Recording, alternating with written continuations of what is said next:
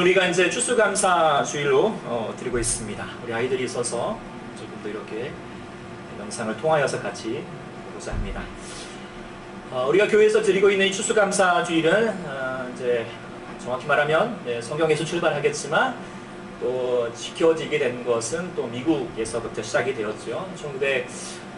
1920년 9월 6일 날에 미국의 청교도 신앙인들이 신앙의 자유를 얻고자 미국의 신도륙 가운데 건너와서 여러 가지 많은 과정 속에서 하여튼 구사일생으로 신대륙에 도착을 해서 매사추스 연안에 도착을 했죠. 그런데 도착했다고 끝나는 게 아니죠. 거기서 살 길이 막막했습니다. 여러 가지 많은 과정 속에서 그래도 밭을 일구고 개간하여서 또 옥수수를 심어서 첫 농사를 지어서 거두게 되었어요. 그래서 1621년 10월에 가을에 첫 농사를 거두어 드리게 되었고 얼마나 참 기다렸던 순간이었겠어요.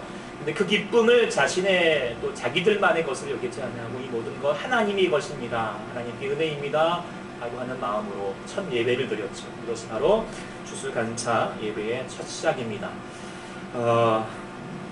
여러분들 또 올 한 해 동안 어떠셨습니까? 참 수고 많으셨지 않았습니까? 네, 물론 청교도인들처럼 농사를 지은 건 아니지만 여러분들 삶에 얼마나 농사 짓기 위해서 여러분들 고생 많이 하셨습니까? 자식 농사 지으느라고 고생하셨고 우리 아이들 공부하느라고도 고생 많았고요.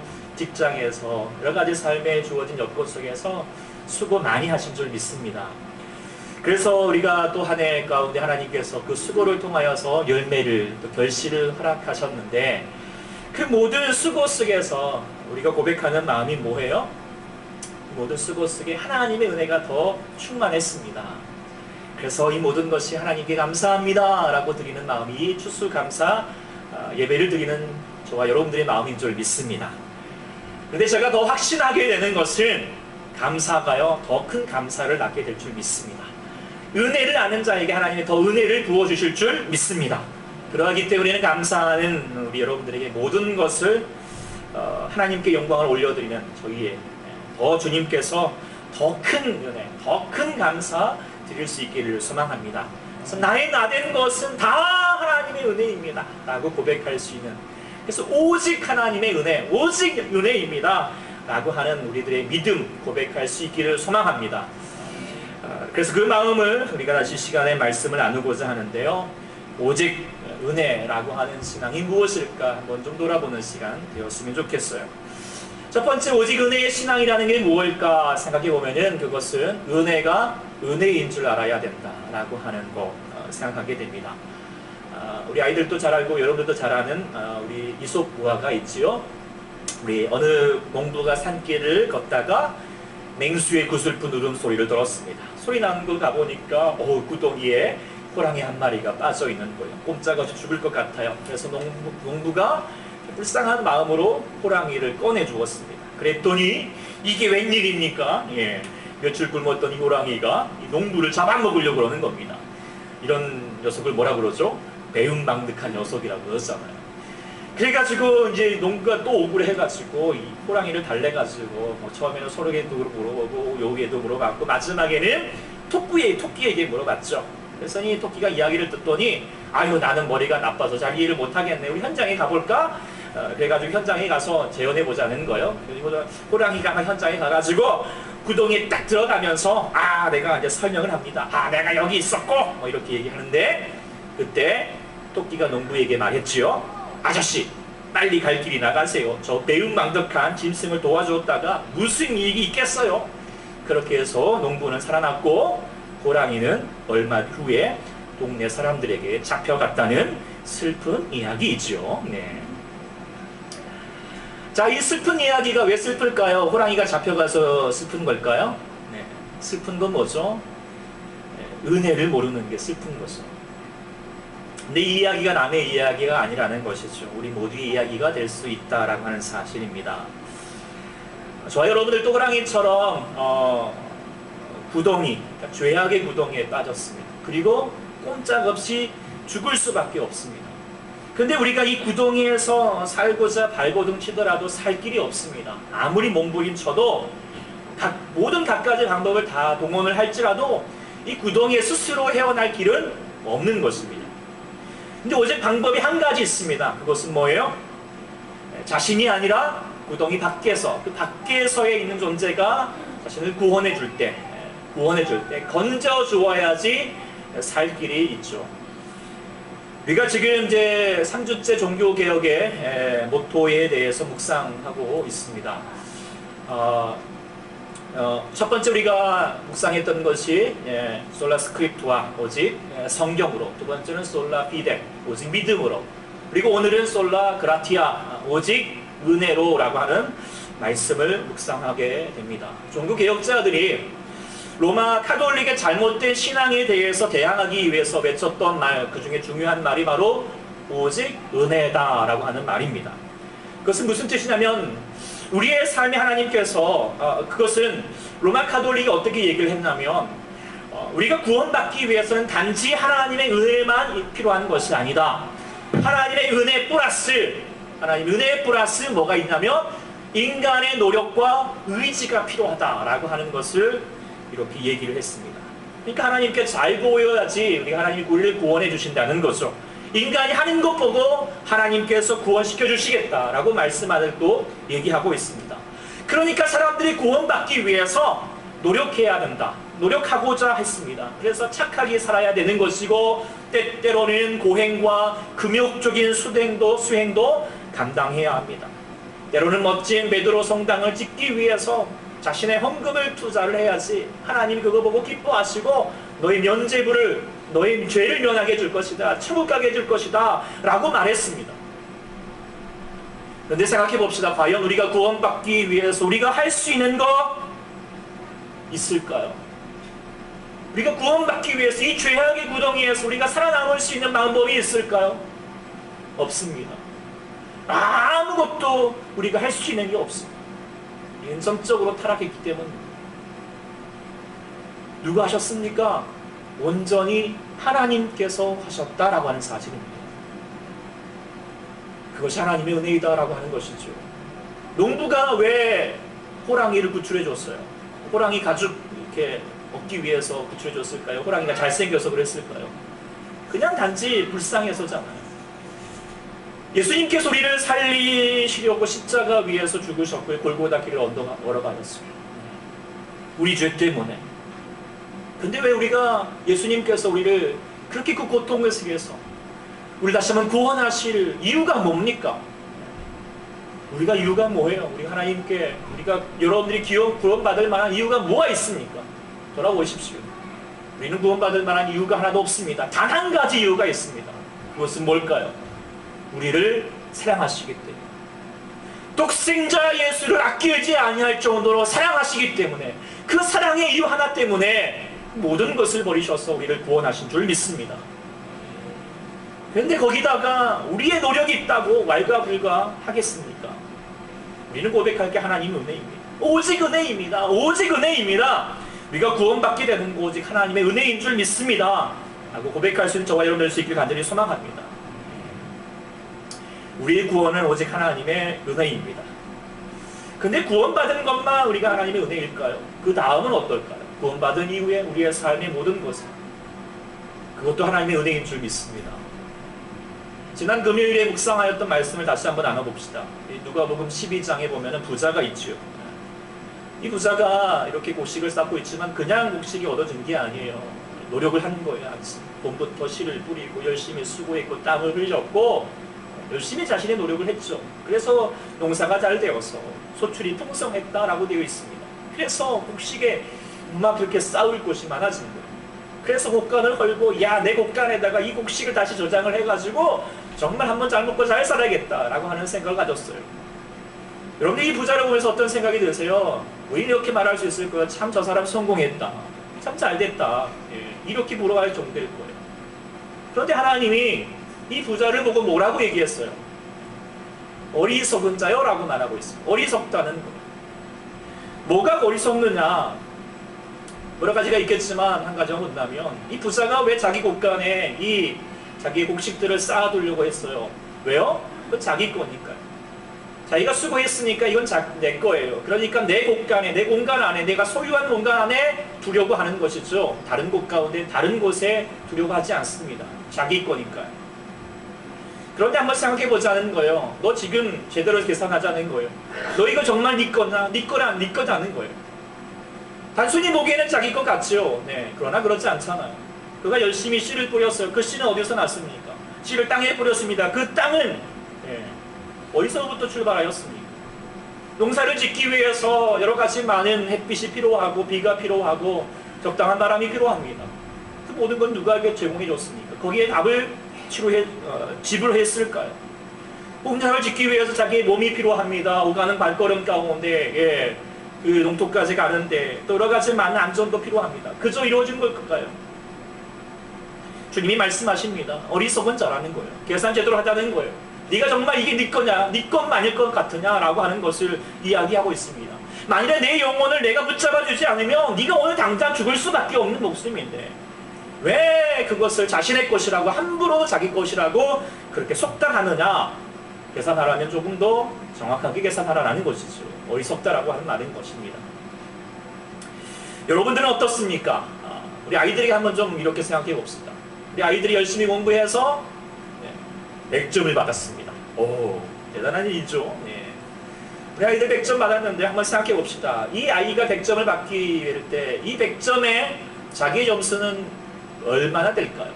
100점의 모든 것이 자기의 노력일까요? 그냥 100점이 된 게 아니잖아요. 엄마가 끼니 때마다 밥 챙겨주고 뒷바라해준 엄마의 점수도 있는 거고요. 아빠가 공부할 수 있도록 학교 보내주고 책 사주고 학원 보내준 점수도 있는 거고요. 선생님이 열심히 여러분들을 위해서 가르쳐준 점수도 있는 거고요. 오가는 갈까도 버스 기사의 점수도 있는 거고요. 여러 가지 많은 수고의 점수가 있죠. 무엇보다도 누구의 점수가 커요? 하나님의 점수가 크잖아요. 그러면 그 100점 중에 자기의 점수는 몇 점일까요? 제대로 계산하지 않은 거죠. 여러분은 어떨 것 같아요? 한 해를 돌아보는 여러분들의 마음속에서 나의 점수와 하나님의 점수 여러분들 잘 계산할 수 있기를 소망합니다. 사도 바울은 말했잖아요. 나의 나된 것은 오직 하나님의 은혜입니다. 내가 모든 사람보다 더 수고하였지만 내가 한 것 아닙니다. 오직 나와 함께 하신 하나님의 은혜입니다. 라고 말하고 있습니다. 이게 제대로 된 계산이죠. 수고했지만 누가 하신 거라고요? 하나님이 하신 거라고요. 하나님의 은혜라고요. 그래서 은혜를요, 은혜인 줄 알아야 됩니다. 거기다가 자신의 노력과 대가를 끼워 넣으려는 이런 얌체 신앙 되지 않기를 소망합니다. 다시 한번 외쳐봅시다. 모든 것이 다 하나님의 은혜입니다. 하나님이 100점입니다. 할렐루야. 그렇게 고백하십니까? 그것이 바로 주님 앞에 정말 오직 신앙으로 살아있는 우리 하나님의 여러분들, 우리 하나님 기뻐하실 자일 줄 믿습니다. 두 번째 우리가 오직 은혜의 신앙이라고 하는 것은 바로 오직 은혜로 살아가는 자여야 한다라고 하는 사실이죠. 은혜가 은혜인 줄 모르고 하나님의 은혜에다가 자신의 노력을 끼워 맞추려고 하는 것을 얌체 신앙이라고 말했잖아요. 그런데 제가 이제 어제 그 말씀을 준비하면서 얌체라고 하는 말을 이렇게 보니까 비슷한 말이 하나 있죠. 뭐예요? 얌체와 염치라는 말이 있어요. 근데 이 얌체라는 말이 염치에서부터 출발했어요. 그런데 이 두 말이 서로 상반되는 말이잖아요. 염치 없이 행동하는 것을 얌체라고 하는 거죠. 그러니까 닫고 말하면 얌체가 되지 않으려면 염치 있게 행동해야 되는 것이죠.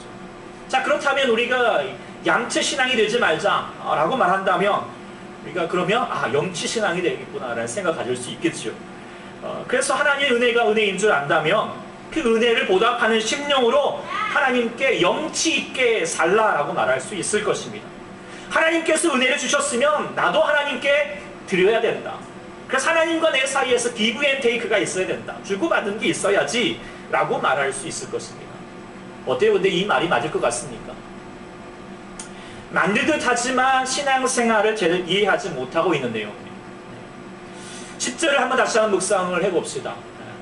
그러나 내가 모든 사도보다 수고하고 이 모든 것이 하나님의 은혜로 된 것이냐. 내가 수고하였지만 내가 하였는데 내가 한 것이 아니라 누가 하였다고 되어 있어요? 오직 나와 함께 하신 하나님의 은혜로. 그러니까 자신의 수고가 자신의 수고라 된 것이 아니라 누가 하셨다? 하나님께서 하셨다라고 말하고 계십니다. 여러분들 이 말이 이해되십니까? 내가 했는데 내가 한 게 아니라 하나님이 하셨다. 이 말이 이해가 되어야지 진짜 신앙생활 하는 줄 믿습니다. 제가 이제 신앙생활을 한번 정의를 한번 말씀을 준비하다가 이렇게 내려갔어요. 같이 한번 읽어볼까요? 시작. 신앙생활이란 하나님의 은혜를 알고 그 은혜에 보답하는 마음으로 살아야 하지만 그 보답하는 것도 내가 하는 것이 아니라 하나님이 하시도록 해야 한다. 이 말의 의미를 아시겠습니까? 이게 깨달아 줄 수 있기를 소망합니다. 은혜를 알지만 보답해야 되지만 배운 낭득할 수는 없습니다. 그래서 하나님께 보답하는 마음으로 하지만 그러나 그것도 내가 하는 것이 아니라 누가? 하나님께서 하시도록 해야 됩니다. 그것이 바로 신앙생활이라는 것이죠. 예를 들어서 우리가 하나님께 찬양을 합니다. 그런데 오직 은혜로 사는 사람들은 내가 찬양하지 않습니다. 내가 박자를 잘 맞추고 좋은 목소리로 찬양하는 것이 중요한 것, 거기다 초점을 맞추지 않습니다. 찬양할 때 어떻게 찬양할까요? 내 영이 찬양하게 하는 것입니다. 성령님께서, 나와 함께 계신 성령님께서 찬양하도록 하는 것이 진정한 찬양이라고 하는 것이죠. 우리가 기도를 합니다. 기도를 할 때 내가 어떻게 미사역을 쓸 것인가, 어떻게 하면 멋지게 한번 표현해 볼 것인가 라고 하는 것 중요하지 않아요. 무엇이 기도해야 됩니까? 내 영이 내 속에서 간구하시는 성령님을 따라서 기도해야 할 줄 믿습니다. 이거 진짜 기도죠. 말씀을 보더라도 그 말씀이 잘 이해하고 지식적으로 이 문장은 그렇게 중요하지 않습니다. 말씀 속에서 말씀하신 하나님의 음성에 귀를 기울일 수 있는 자, 하나님이 말씀하시도록 하는 것, 그것이 바로 신앙의 모습이죠. 그래서 신앙생활은 내가 하는 게 아닙니다. 하나님께서 하시도록 하는 삶일 줄 믿습니다. 우리가 잘 아는 빌립보서 4장 13절, 내게 능력 주시는 자는 내가 모든 것을 할 수 있다. 오직 은혜로 사는 사람들은 어디에다 방점을 둘까요? 내가 모든 것을 할 수 있다라고 하는 것이 아닙니다. 또 중요한 그 말은 뭐예요? 내게 능력 주셔야지, 주님이 능력 주셔야지 내가 할 수 있습니다. 능력 주시지 않으면 난 아무것도 할 수 없습니다.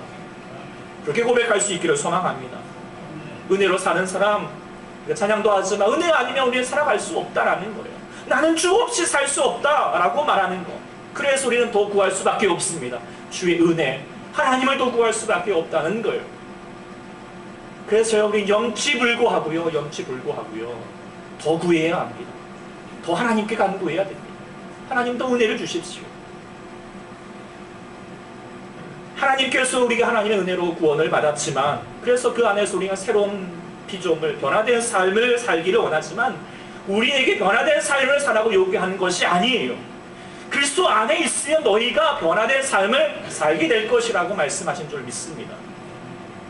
그래서 주님이 우리에게 요구하시는 삶은 내가 예수를 위해서 사는 것이 아니라, 내가 예수를 위해 사는 것이 아니라 나는 죽고 내 안에 예수님이 사셔서 예수 안에서 사는, 믿음 안에서 살게 되는 줄 믿습니다. 그래서 우리 교회가 표현하는 게 있잖아요. 살아나고 살려내는 삶. 이건 너무 중요하지만 이건 내가 하는 것이 아니라 뭐라고 그랬죠? 사라지게 하는 힘, 오직 복음의 능력과 성령의 역사 가운데 가능하게 된다라고 하는 고백합니다. 이게 복음인 줄 믿습니다. 이게 은혜인 줄 믿습니다. 그래서 염치 신앙이 아니라 염치로 하는 것이 아닙니다. 염치불고하고 더 은혜를 구하는 신앙, 바로 우리가 되어야 할 줄 믿습니다. 그러면 세 번째, 우리가 오직 신앙의 은혜의 신앙은 무엇일까? 그것은 또 은혜롭게 살아야 한다라고 하는 것을 깨닫게 됩니다.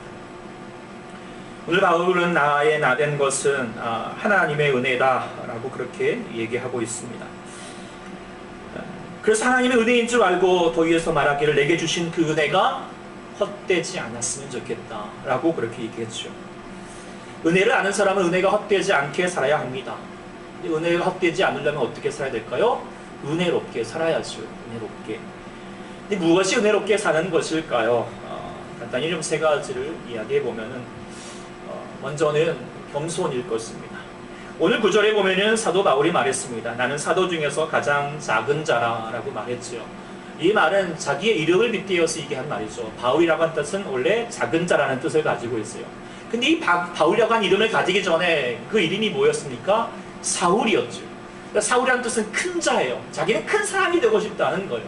그런데 내가 은혜를 받고 보니까 나는 하나님 앞에서, 그리고 이 사도들 앞에서 나는 어떤 존재다? 작은 존재이더라. 겸손해진 것입니다. 그래서 그 은혜를 알고 나서 겸손하게 내 작은 자로 불려지기를 원하고 있습니다. 그런데 우리가 기억합시다. 겸손하다는 것이 늘 작은 자로 사는 것이 아닙니다. 늘 못난 척하고 죄인처럼 나 다시는 아무것도 할 수 없다라고 하는 그런 거에 풀죽어가고 있는 모습이 겸손이 아닙니다. 세상은 그렇게 겸손이 말할 줄 모르겠지만 은혜 안에 있는 겸손은 이게 아닙니다. 하나님 앞에서는 비록 작은 자이지만 세상 앞에서는 작은 자가 아닙니다. 큰 자입니다. 엄청 큰 자입니다. 왜요? 누구보다도 자신을 귀하게 여기는 존재가 되어야 합니다. 자신을 귀한 존재. 왜요? 하나님께서 독생자 예수를 아끼지 않을 만큼 나를 사랑하시는데, 나는 예수님 자리 천하를 바꾸어도 바꿀 수 없는 그 예수님을 통해 내가 살게 되었는데, 내가 어떻게 작은 자입니까? 어떻게 하찮은 존재입니까?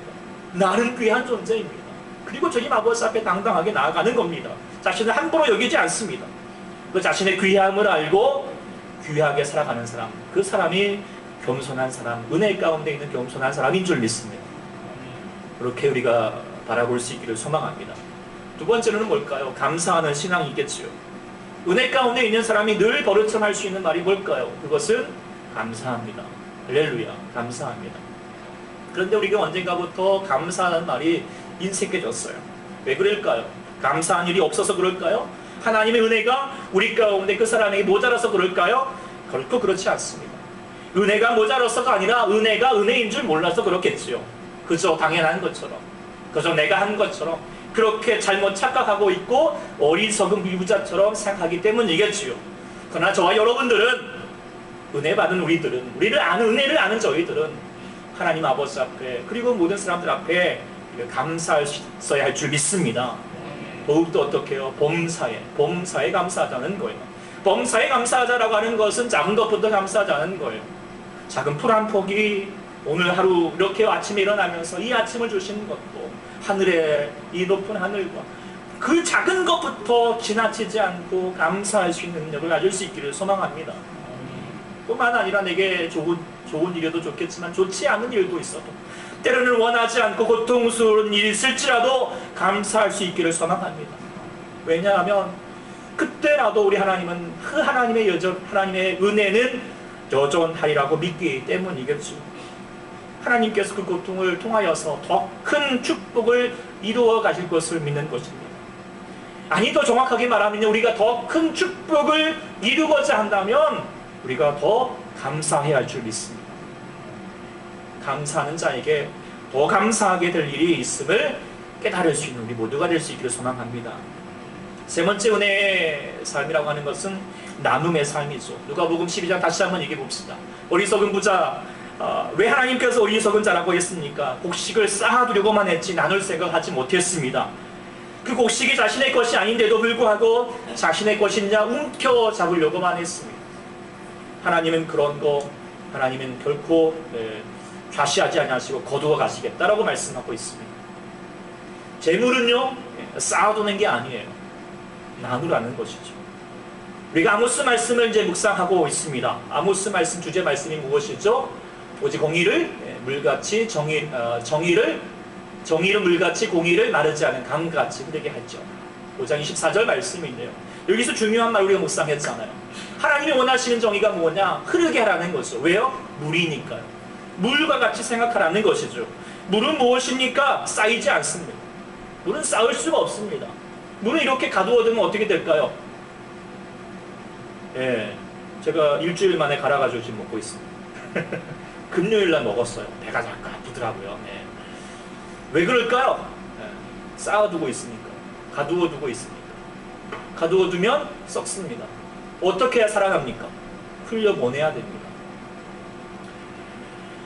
흘러가도록 해야 됩니다. 어떻게 흘러갑니까? 물이 어떻게 흘러갑니까? 높은 데서 낮은 곳으로 흘러갑니다. 이게 하나님이 바라시는 공의이고 정의이고 하나님의 은혜의 삶일 줄 믿습니다. 은혜를 아는 사람들은 자기네 것을 가지려고 하지 않습니다. 쌓아두려고 하지 않습니다. 흘려보냅니다. 물질도 연약한 자들에게 나눌 수 있습니다. 오늘 우리가 여러분들이 정말 정성 하나님께 보답하고 있는, 은혜로 드리고 있는 이 모든 것도 우리가 쌓아두려고 한 게 아닙니다. 흘려보내고 또 이 집안, 또 우리 가난한 자들이, 연약한 자들, 필요한 자들에게 나눌 예정입니다. 물질뿐만 아닙니다. 우리 사랑하는 여러분들, 우리 아이들, 여러분들 왜 공부합니까? 공부해서 남 줍니까? 예, 잘 알죠? 남 주어야 합니다. 남 주는 것이 진짜 공부하는 거잖아요. 여러분 왜 예수 믿으십니까? 왜 예수 믿으십니까? 예수 믿어서 남 줍니까? 네. 할렐루야. 깨달을 수 있겠습니다. 예수 믿어 우리 남 줘야 됩니다. 우리가 가진 복음을 나눠줘야 됩니다. 우리가 축복을 나눠줘야 됩니다. 그래야지 하나님께서 어떻게 해요? 더 부어주신다는 거예요. 주어야지 주십니다. 주어야 주시는 거예요. 그래서 예수님도 말씀하셨잖아요. 사도행전 20장 37절 말씀에 주는 자가 주는 것이 받는 것보다 더 복되도다 라고 말씀하십니다. 이게 깨달아지는 것이 복일 줄 믿습니다. 세상은 받는 것이 복이라고 말하지요. 아닙니다. 우리는 주는 것이 복입니다. 줄 줄 알아야 더 주실 줄 믿습니다.